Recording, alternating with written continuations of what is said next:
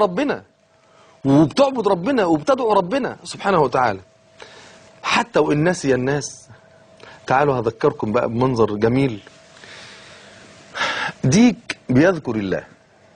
الديك ده ايه حكايته؟ الديك ده اتظلم. اما جت هوجة وموجة انفلونزا الطيور، خدوا عاطل مع باطل، خدوا الطيور المريضة والطيور السليمة رخرة، خدوها يذبحوها او يحرقوها او غيره. الحملات اللي نازلة دي ما فرقتش بين يعني فرخة سليمة ديك مريض، لحد ما راحوا لمكان الطيور اللي فيه سليمة ما فيهاش حاجة، فأخدوها علشان يعدموها. تفتكروا الديك ده عمل ايه؟ الديك ده لم يجد إلا ذكر الله، لم يجد إلا الاعتصام بالله، لم يجد إلا أنه يلجأ إلى الله.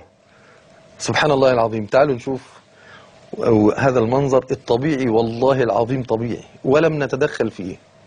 تعالوا نشوف هذا المنظر لما أخذوه علشان يعدموه. شوفوا هيعمل إيه هذا الديك، وقد يبكي الفصيح الأعجمي.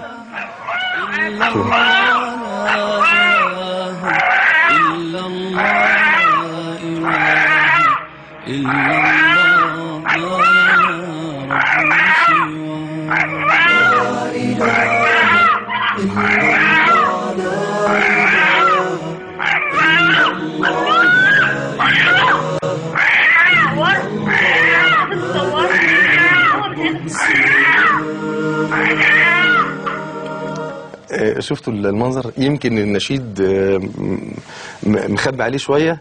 هو المنظر طبيعي جدا. انا هسمعه لكم بقى طبيعي من غير النشيد خالص. يعني يا ريت يا استاذ بطريق تجيب لي اللقطة اللي بعدها علشان، وهتلاحظوا ان ربة البيت بتكلم ابنها لما فوجئت ان الديك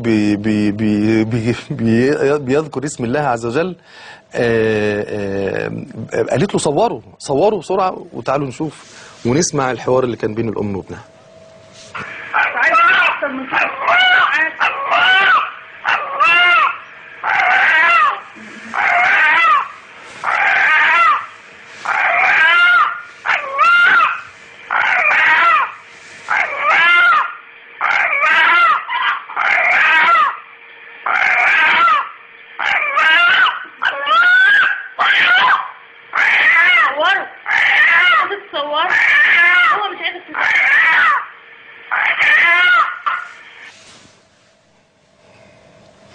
ديك بيذكر الله وقت المصيبة ووقت الابتلاء.